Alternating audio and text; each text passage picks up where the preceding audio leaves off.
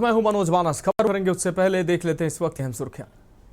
Haridwar jail में 15 कैदी HIV positive मिलने से जेल प्रशासन के उड़े होश। खुलासा होने के बाद जेल प्रशासन जांच में जुटा। यात्रा के लिए श्रद्धालुओं के रजिस्ट्रेशन के लिए 60 काउंटर खुलेंगे। ऑनलाइन पंजीकरण का आंकड़ा 14 लाख के पार। शराब दुकानों के लाइसेंस रिन्यूअल पर हाईकोर्ट ने की टिप्पणी। कहा, उत्तराखंड में कोई एक विशेष स्थान पवित्र नहीं, पूरा राज्य देवभूमि है। हल्द्वानी की 2 सड़कों के नाम बदले। मियांवाला की फाइल मुख्यमंत्री के पास पहुंची, फैसले का इंतजार।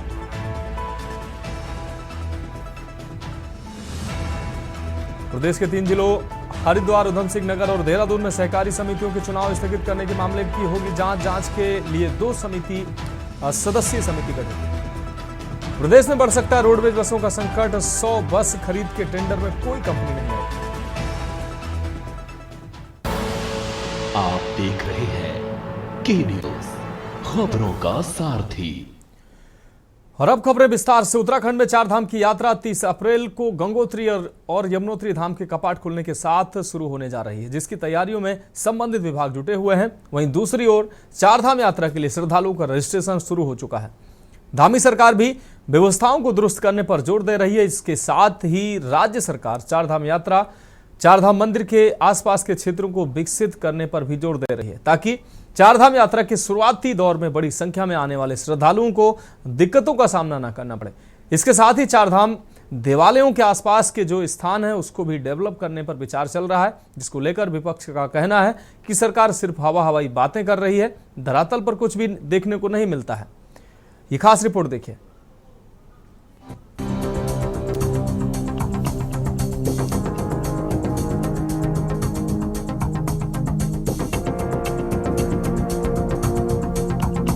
आपको बता दें, 4 धाम यात्रा का आगाज 30 अप्रैल को गंगोत्री और यमुनोत्री धाम के कपाट खोलने के साथ हो जाएगा।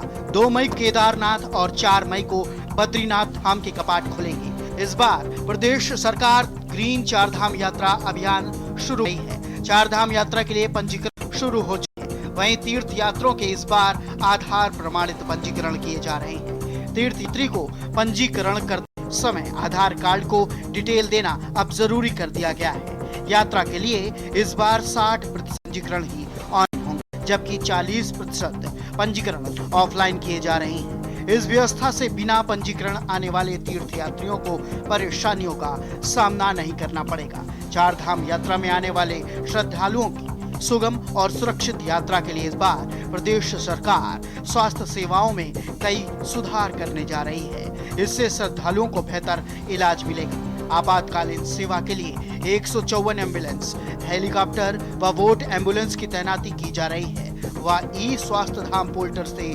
स्वास्थ्य निगरानी भी की जाएगी। स्वास्थ्य सचिव राजेश कुमार ने बताया कि केदारनाथ में 17 बेड और बद्रीनाथ में 45 बेड का अस्पताल संचालित किया जाएगा, जो तीर्थ यात्रियों को बेहतरीन स्वास्थ्य सेवाएं प्रदान करेगा। इसके अलावा यात्रा मार्ग पर 25 विशेषज्ञ डॉक्टरों की तैनाती की जाएगी, जिससे श्रद्धालुओं को तत्काल चिकित्सा सहायता मिल सके। वहीं विपक्ष का ये भी कहना है कि सरकार 4 धाम यात्रा को सुचारू रूप से चलाए तो हमें भी खुशी होगी, लेकिन हमें धरातल पर कोई व्यवस्था दिखाई नहीं पड़ती। 4 धाम यात्रा के लिए इस बार हमने जो तैयारियां हैं वो पिछली 2024 की 4 धाम यात्रा का जैसे ही समापन हुआ था, उसके बाद तत्काल रूप से हमने इसकी तैयारियों की समीक्षा बैठकें प्रारंभ कर दी थी। और पिछले सालों के जो अनुभव रहे हैं, जहाँ भी सुधार की आवश्यकता रही है वहाँ हमने सुधार के लिए कहा है। और मैं स्वयं नियमित रूप से इसकी मॉनिटरिंग कर रहा हूँ। रजिस्ट्रेशन लगातार बढ़ रहे हैं, रजिस्ट्रेशन की प्रक्रिया को भी आसान किया है।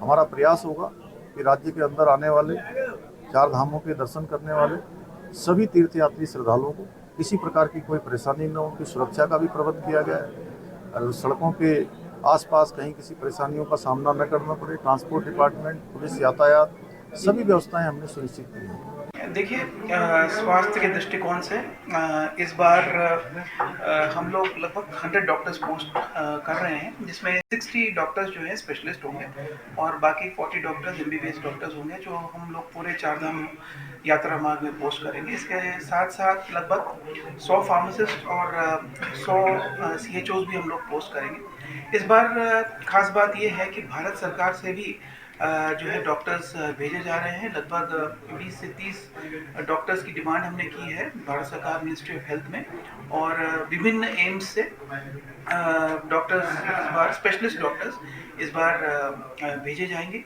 लाभ उत्तराखंड को क्या है, बार बार हम कह रहे हैं यात्रा में जो हम कहते थे कि कम से कम 10 दिन लगने चाहिए 4 तीर्थों की यात्रा करने में, और उसमें हेमकुंड साहब भी हैं 4 के अलावा, तो और भी बहुत सारे हमारे यहाँ कलियर शरीफ हैं, और उसमें हमारे बद्रीनाथ, केदारनाथ, यमुनोत्री, गंगोत्री के अलावा हमारे यहाँ हैराकांड महाराज का आश्रम है, यहाँ जहाँ भरत जी पैदा हुए कर्णाश्रम यहाँ है।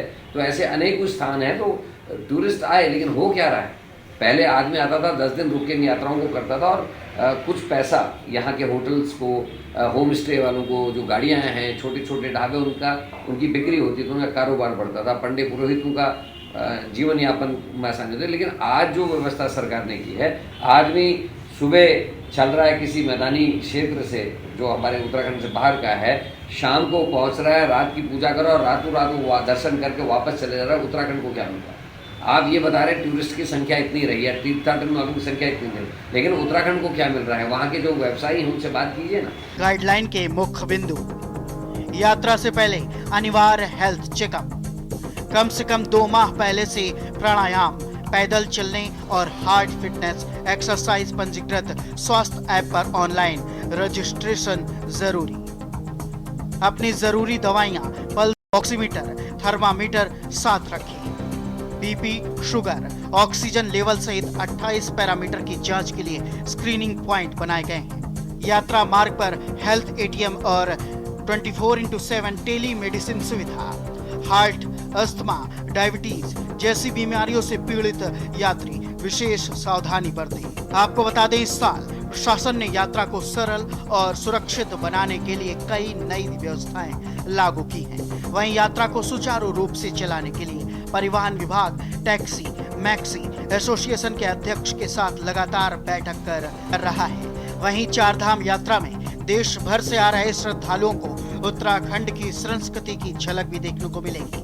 उत्तराखंड संस्कृति विभाग ने अपनी तैयारियां शुरू कर दी है। संस्कृति विभाग की उपाध्यक्ष मधु भट्ट ने कहा कि चारधाम यात्रा मार्गों पर जगह जगह लगाए गए साइन बोर्ड में प्रदेश की अलग अलग भाषाओं में दिशा निर्देश दिए जाएंगे। इसके अलावा हम यात्रियों के लिए देवभूमि उत्तराखंड की संस्कृति, रहन सहन और खान पान को लेकर एक पुस्तिका निकालने जा रहे हैं। साथ ही उन्होंने कहा कि सभी यात्री चारधाम यात्रा मार्ग पर आने वाले रेस्टोरेंट में पहाड़ी व्यंजनों का लुत्फ भी उठा सकें।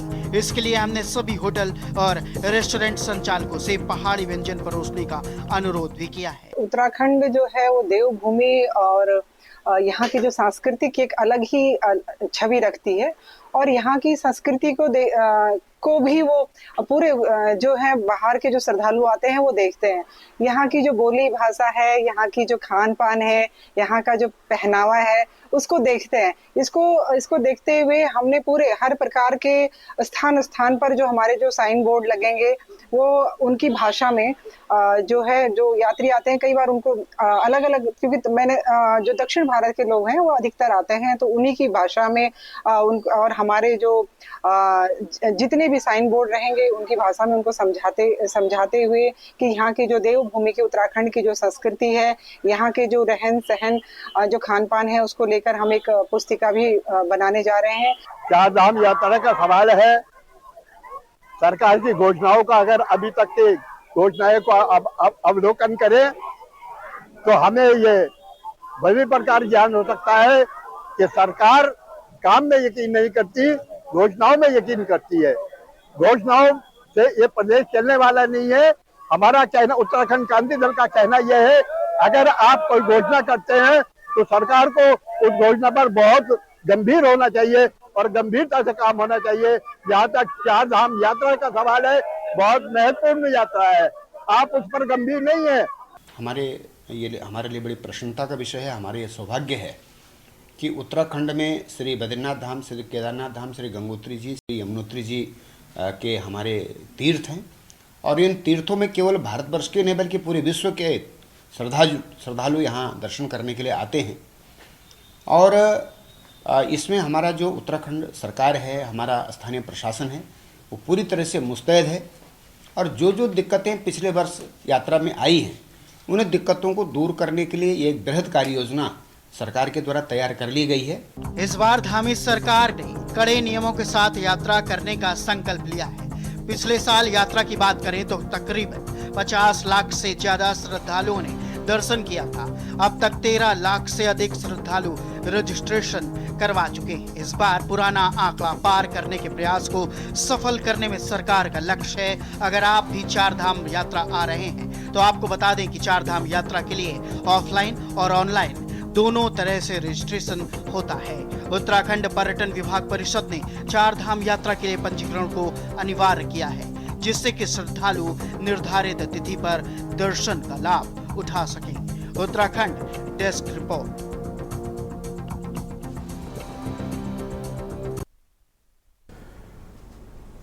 अब रुक करेंगे अगली अहम खबर का। लाल कुआं के अंबेडकर नगर वार्ड नंबर 1 स्थित अंबेडकर पार्क में भारतीय जनता पार्टी का सक्रिय कार्य का सम्मेलन आयोजित किया गया, जिसमें बतौर मुख्य अतिथि पहुंची राज्य उद्यमिता परिषद की अध्यक्ष रेणु अधिकारी का पार्टी कार्यकर्ताओं ने फूलमालाओं के साथ भव्य स्वागत किया है। इस दौरान युवा भाजपा नेता दीपेंद्र कोश्यारी भी कार्यक्रम में मौजूद रहे। नेताओं ने बताया कि जिन कार्यकर्ताओं ने 50 से अधिक लोगों को पार्टी में शामिल किया, ऐसे सक्रिय कार्यकर्ताओं को पार्टी को और अधिक मजबूत प्रदान करने के लिए आवश्यक दिशा निर्देश दिए। इस दौरान गैस सिलेंडर और पेट्रोल डीजल पर बढ़े दामों को लेकर नेताओं से जब पूछा गया तो उन्होंने बताया कि आवश्यकताओं के हिसाब से रेट तक तय किए जाते हैं। हालांकि सरकार गरीबों के हितों का ध्यान रख रही है, जिसके तहत लोगों को मुफ्त अनाज आदि दिया जा रहा है।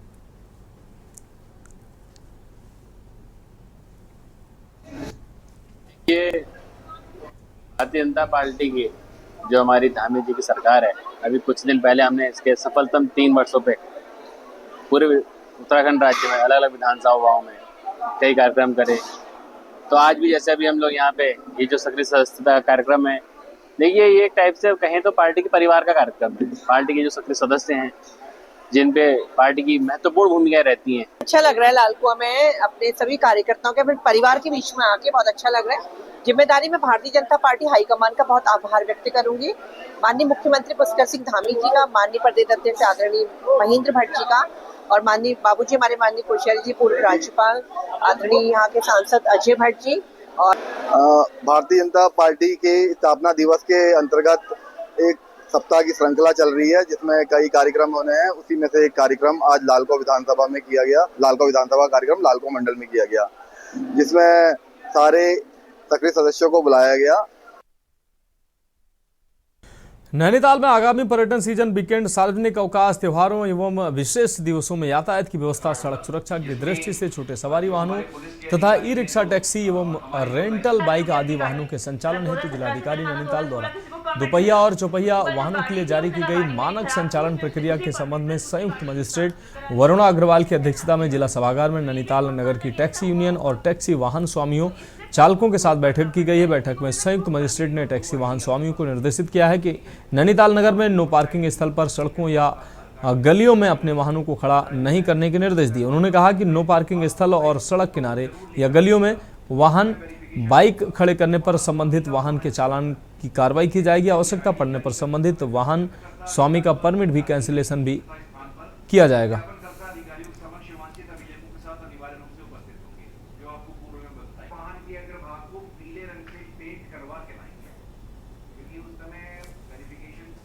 हमारा उसी तरह का इतना ही बड़ा कार्ड सिस्टम होगा। जिलाधिकारी नैनीताल द्वारा एक एसओपी लागू किया गया है, जिसके अंतर्गत नैनीताल के अंदर जितनी भी टैक्सी चलनी है, चाहे वो 4 व्हीलर हो या 2 व्हीलर हो, उनकी सत्यापन ड्राइव चलानी है। सत्यापन होने के उपरांत 2017 से पहले की जो हैं और 2017 के बाद की जो हैं, जैसे हाईकोर्ट के निर्देश हैं, उनका उस हिसाब से सुचारू क्रियान्वयन किया जाना है। तो उसके संबंध में ये मीटिंग रखी गई थी। मीटिंग में टैक्सी एसोसिएशन, चाहे वो 2 व्हीलर हैं या 4 व्हीलर, दोनों आए थे। उनको एसओपी में जो मानक हैं उनके बारे में अवगत कराया गया है। उनको सत्यापन के पैरामीटर्स के बारे में अवगत कराया गया है और डेट्स और जगह निर्धारित हुई है। जो हमारे सत्यापन होना है वो 2 चरण में होगा। पहला चरण होगा 2017 से पहले वाले टैक्सीज का, टैक्सी बाइक या टैक्सी मैक्सी। हरिद्वार में खनन माफिया बेलगाम रफ्तार से अब मासूमों की जान पर बन आई है। आपको बता दें, बहादुराबाद थाना क्षेत्र के हलवा हेड़ी गांव में बुधवार को एक दर्दनाक हादसे में 1.5 साल के मासूम की जान चली गई। गांव में कोहराम मच गया है, परिवार बदहवाश है और लोगों के भीतर गुस्सा उबाल मार रहा है। यह हादसा उस वक्त हुआ जब मासूम बच्चा अपने घर के बाहर बने रैंप से नीचे उतर रहा था। उसी समय खनन से लदा ट्रैक्टर गांव के बीचों बीच से तेज रफ्तार से आ रहा था। ड्राइवर फोन पर बातें करने में इतना व्यस्त था कि उससे सामने खेलता बच्चा नजर नहीं आया। सीसीटीवी फुटेज में साफ दिख रहा है कि सामने बच्चा आता दिख रहा है और ड्राइवर उसे बिना देखे रौंदता हुआ निकल जाता है। टक्कर इतनी तेज थी कि बच्चे की मौके पर ही मौत हो गई।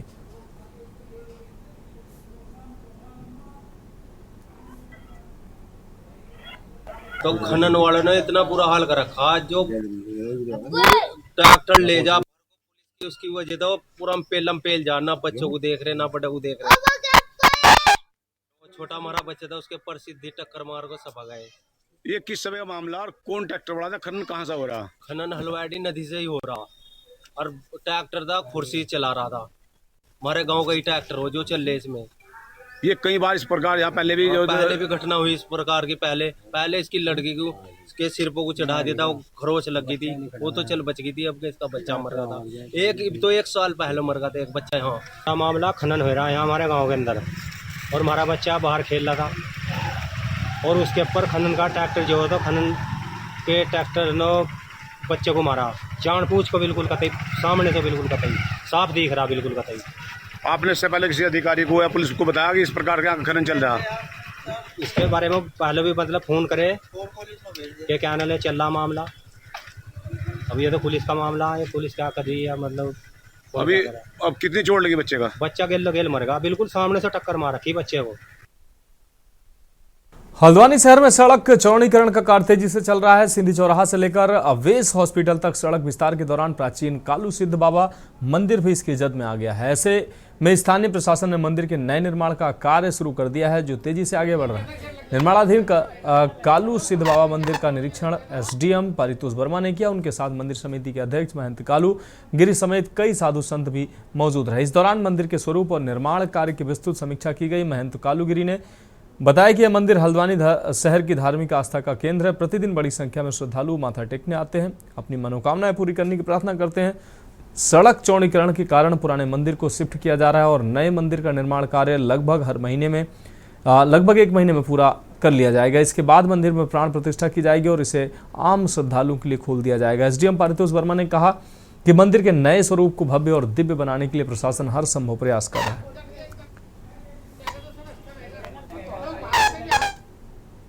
तरफ से आ रहा है तो आदेश हम क्या करें भगवान, वरना प्राचीन चीजें तो प्राचीन ही होती है, आपको पता ही है। लोगों की आस्था जुड़ी है वहां पर से, बहुत प्राचीन था। पीपल का पेड़ ब्रह्मदेव बाबा की पूजा करते हुए आए, कई पीढ़ी से आए लोगों ने दर्शन करे हैं। आप क्या है कालू सिद्ध बाबा के। अब ये आस्था से, अब ये सरकार के हुक्म चल रहा है, सबका हुक्म चल रहा है, सरकार के उसमें भी मानना पड़ेगा हमें, और हम भी धर्म को मानते ही हैं। देखिए, जो मंदिर समिति यहाँ है और जो बाबा जी हैं, इनके साथ हमारी वार्ता हुई थी और काफ़ी सहयोग आपके द्वारा किया जा रहा है। मंदिर का निर्माण भी किया जा रहा है। साथ ही आज क्योंकि मंदिर फिनिशिंग की ओर है और मूर्तियाँ शिफ्ट होनी है, इसी के संदर्भ में आज यहाँ बाबा जी के साथ और मंदिर कमेटी के साथ एक संयुक्त निरीक्षण किया गया और ये डिसाइड किया जा रहा है कि किस तरह से मंदिर को भव्य और दिव्य बनाया जाए। तो खबरों में वक्त एक ब्रेक का, जल्द हाजिर होंगे। आप देख रहे हैं के न्यूज, खबरों का सारथी। ब्रेक के बाद उत्तराखंड की खबरों में एक बार फिर से आपका स्वागत है। बढ़ेंगे अगली खबर की ओर। कोटद्वार में लैंसडाउन डिवीजन के जंगलों में भीषण आग लग गई है। मुख्यालय से मौके पर पहुंचे वन विभाग की टीम ने फायर ब्रिगेड के सहयोग से कड़ी मशक्कत के बाद आग पर काबू पा लिया है। आपको बता दें कि लैंसडाउन डिवीजन के डीएफओ आकाश गंगवार ने बताया कि डिवीजन की दुगड्डा और कोटड़ी रेंज के जंगलों में आग लगी और पूरी तरह से आग पर अब काबू पा लिया गया और कहीं से भी अब फॉरेस्ट फायर का अलर्ट नहीं।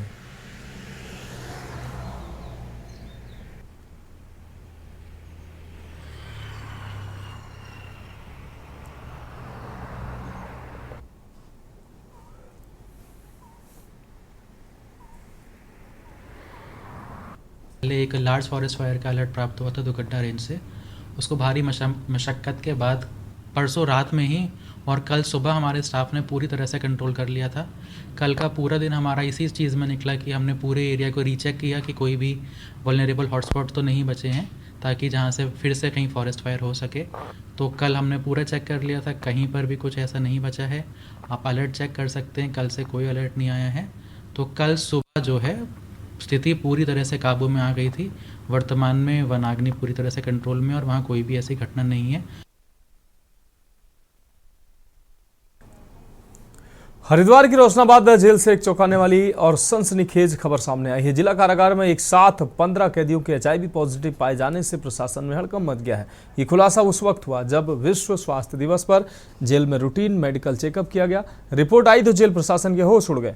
15 कैदी एड्स जैसी गंभीर बीमारी से पीड़ित निकले। जानकारी के मुताबिक हरिद्वार जेल में करीब 1100 कैदी बंद हैं। ऐसे में एक साथ इतने कैदियों का HIV पॉजिटिव मिलना न सिर्फ जेल प्रशासन बल्कि स्वास्थ्य महकमे के लिए भी चिंता का सबब बन गया है। एहतियात के तौर पर इन सभी संक्रमित कैदियों को बाकी कैदियों से अलग कर दिया गया है। उनके खाने पीने से लेकर रहने तक की सारी व्यवस्थाएं अलग कर दी गई हैं।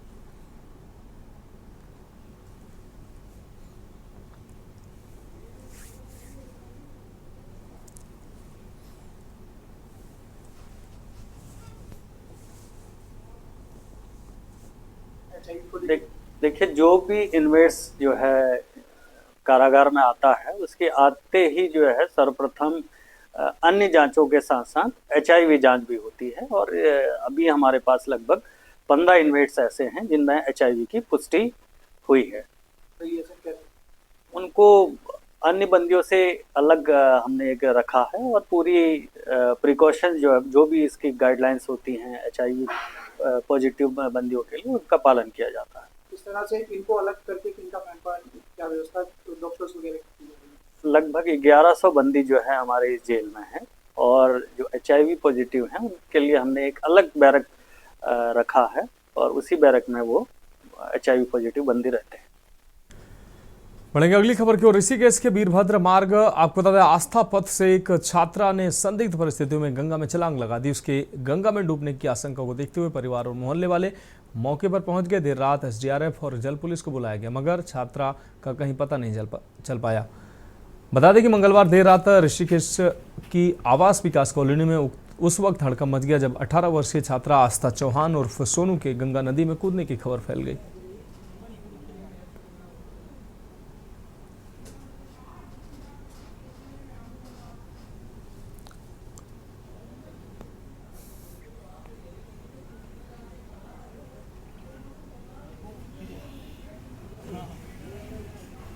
थोड़ा आगे जाकर के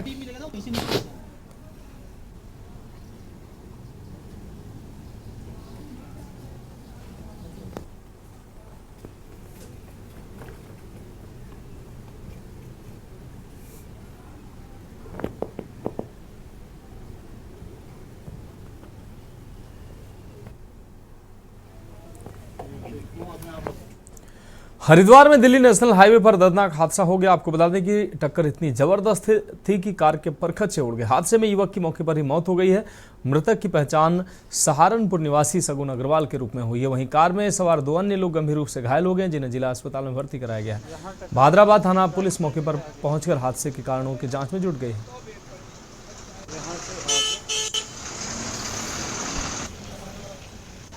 यहाँ आके जो है इसके टायर हैं, ये गाड़ी का ये है, यहाँ टकराई है ये, है ना? हाँ। यहाँ से टकरा के डिवाइडर है